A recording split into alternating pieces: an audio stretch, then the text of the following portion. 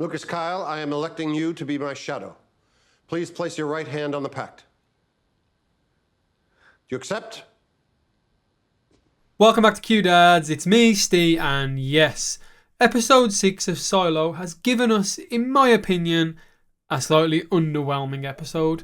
So, there's a lot of things that happened, and some did surprise me, like Mechanical ambushing the raiders by cutting through concrete, but actually, we called a lot of the stuff, like Lucas's transformation to being in a powerful place. We have more on him in a moment. So, for me, this episode fell short of actually giving us something worthwhile. Yeah, there were a few good things, but actually, it was just quite a standard episode, and nothing really special jumped out. But of course, we are going to be discussing all of these points for you, so don't forget to hit that subscriber button to keep up to date over this festive period with Solo, and of course, Severance in the new year. And please remember, there are no book spoilers here, so make sure if you are leaving a comment not to reveal anything. And if you do, whack a big fat spoiler on the comment, so other viewers and myself and Ben don't read the full comment and ruin it for ourselves. So this episode ends with Juliette waking up from her infection and now being forced to fix the pump in Solo 17 to prevent the water from rising even more. And like I said, it's not really a surprise, but I do question whether Juliette is going to fix the pump or whether she's going to try and go through the back door of the silos and through the tunnels, because she does already have information on those. And for me, although a very short scene, this actually saw a shift in Solo.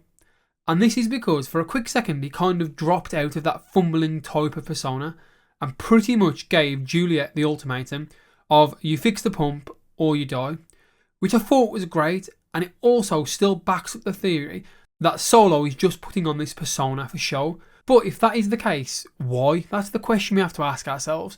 Why is Solo still putting on this persona? Regardless, once again, Solo showed advanced thinking, saying he made the antibiotics. Now, is this because of all the information that exists in the vault? Or was Solo someone a bit like Lukas, an individual clearly born with a high level of intelligence? As we're going to assume people are kept dumb in Solo 17 like they are in Solo 18. Let us know your thoughts on that. We also ended the episode and Solo 18's journey with a bit more information, which is the fact that Lukas was made Bernard's shadow, and this is only on the aspect to see the legacy. And again, for me, almost like a name. Some of us have speculated before that legacy could actually be the name of an AI system, which is where Bernard gets all of his information about the past from. And this could directly tie in with what I've just spoken about with Solo, and would explain where all of Solo's knowledge had come from. Either way, this shock promotion came off the back of Lukas trying to crack the code from Salvador Quinn, which he was not really having much luck with. And as Bernard mentioned too, this is far beyond a Caesar shift. Now, for those who don't know, we did do a quick Google. A Caesar shift is essentially an encryption method. So in here, Lukas mentions that it was a Caesar shift of 10, meaning that every 10th letter is replaced, meaning that A would become J and B would become K, and so on. Now, I thought this scene was actually really good, as clearly Luke had no idea that what he was doing was an actual real-life cryptography technique. He simply was faced with a challenge and applied pure logic to it, going as far to figure out that a common word like solo might have been intentionally misspelt on purpose throughout the document to stop someone from cracking it. But, as Bernard alluded to, this seems to be a code within a code. And does that mean that we're actually looking at multiple messages rather than one, like a truth within a truth or a lie within a lie? This is something Bernard and Lukas are going to have to figure out in the upcoming episodes.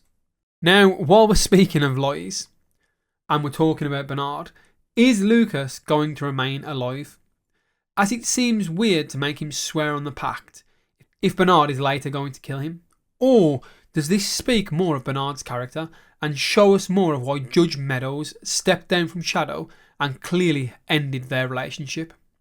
Is Bernard almost mindlessly following the order? which ultimately clouds his judgment and causes him to make mistakes, like killing Judge Meadows. Either way, Lucas's story is about to get really interesting. Now, earlier on in this season, I did mention I believe Lukas could become the head of the rebellion. And to be honest, this scene with him becoming Shadow has further cemented that idea in my head. As soon, Lukas will have all of the information like Bernard. Now, I don't think Lukas will try and open the door after he learns about the outside still being poisonous. But I think he'll become someone who wants to free the silo and free the people and free the silo from the information block. Surely it can't just be me, but it sounded like Lukas is essentially the next Salvador Quinn. Has the writer done this on purpose? My only concern with this theory is how long will Lukas be allowed to live for? Now, Bernard does need a shadow, so maybe it won't be him that attempts to take Lucas's life, but maybe it will be Sims. As now, Sims is the judge. He gets the final say on sentencing. It's going to be an interesting development. Let me know what you think, guys. We also saw this episode Sheriff Billings say he wanted a full investigation into Judge Meadows, knowing what happened, when, why and who was involved. And this is after speaking to Walker, Knox and Shirley. And I really liked in this scene because we always question where Billings' loyalty lies, and he says he's not part of Judicial, he's not part of IT, he is the law, and I really like that. It shows this clear-cut character of Billings trying to do what is right. Of course, as a result, Bernard shuts down radio communication, which I asked myself the question, did that message actually go out to multiple channels, meaning that other people above level 120 have heard this message, and now have that questioning moment in the back of their minds about Bernard and what his operations were, which ultimately will put a bit of pressure on Sims, who we'll talk more about towards the end. Now, I do want to touch on the breaking down of the blockade, because for me, actually, this was quite interesting. We finally saw what that man was tasked with from Knox back in the first episode, and clearly he was tasked with building weapons. Again, something that we mentioned, and with all those tactical weapons and armour ready, Knox and a small group from Mechanic head to the blockade.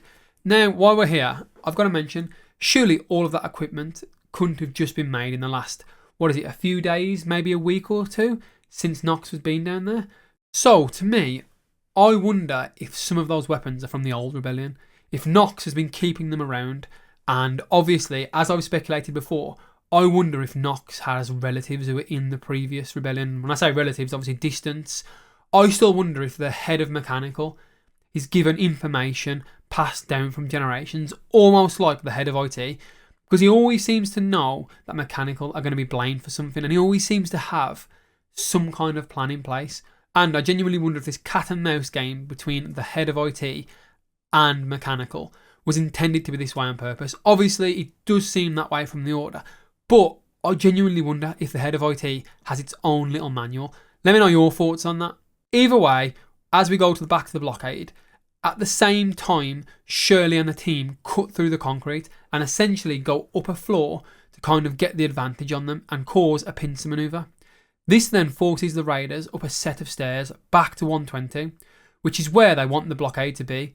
And then we of course learn from Bernard that on floor 122 is actually a farm, meaning they now have a constant supply of food. So this was an interesting move, and I think that actually things are starting to heat up and a bit more pressure is being added, especially as we saw a weaker moment for Bernard as he opened up to the body of Judge Meadows, saying that he thinks all of this may come to an end underneath his reign. And with the news about moving the blockade and the demands that Sheriff Billings made, Bernard is now under a lot of pressure and a lot of stress. And with that, is he about to become very sloppy and make more mistakes? Mistakes that he can't really afford to make. Again, this ties back into that thing where I mentioned earlier on. Is he blindly following the order? Whereas Judge Meadows, it seemed, understood people more. Again, I think Bernard's character is about to mess up massively. So, just before we start to head things over to you guys, I want to speak more about Sims and his wife Camille. This episode was very interesting. The character development is absolutely amazing. It feels like each character truly has their own motivations and you never quite know what they're going to do.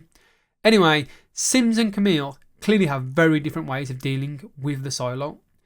It seemed quite the shock to her that Sims was going to let the Solo residents handle mechanical, whereas she clearly wanted to help them. I'm still not sure on Sims or Camille, and I really can't work out their motivations. Sometimes it feels like Sims is doing what he does for the Solo, but then sometimes it feels like he's doing it for himself. Then, when it comes to Camille, I'm just completely lost.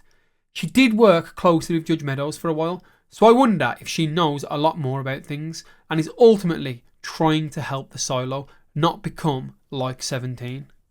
Regardless of all the motivations in the Solo, it's clear all of the high-ups in Solo 18 have managed to mess up massively, and it seems only Knox and Shirley are actually doing the right thing. So, for Solo 18 to survive, I think it relies on a couple of things. One, how quick could Juliette fix this pump in 17 and get back to 18?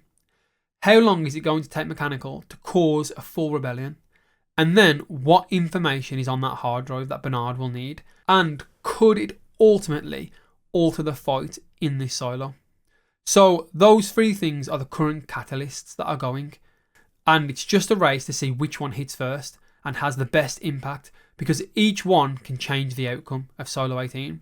So, overall, I do think the episode was enjoyable, and it did give us some new information to kind of think about. But again, not a lot actually happened. So, it was enjoyable, but it was a very pretty standard episode. And yes, I know we're gearing up towards the end of the series, so we're kind of hitting that lull of the series.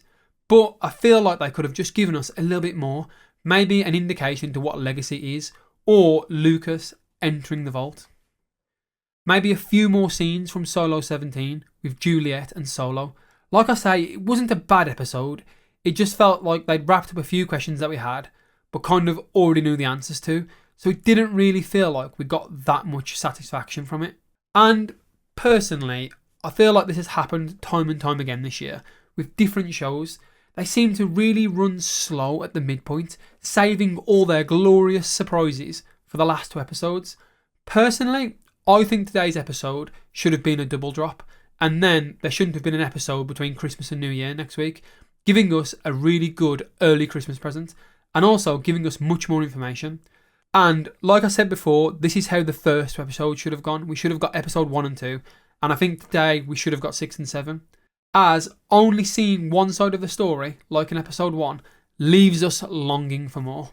But, of course, it's not all about me and Ben, it's about you guys at home. So what are your thoughts on the episode? Do you think we should have got a double drop? And is the season slowing too much at this midpoint? Let me know your thoughts in the comments. Right then, my questions to you. Do you think Juliette is going to try and sneak out of Solo 17 by one of the hidden tunnels? Or is she going to somehow lure Solo somewhere before then breaking into the vault? Will Lukas live to light the fire of a rebellion, following what I assume is about to be the biggest knowledge dump in his entire life? Will Sims attempt to usurp Bernard, now he's seen Lukas return from the mines? Right guys, don't forget to subscribe and keep letting us know your interesting thoughts and theories in the comments. But please do remember though, no book spoilers, and if you really can't hold it back, put a big fat spoiler at the start of your message. Thanks for watching, and as always, we'll catch you next time with something new.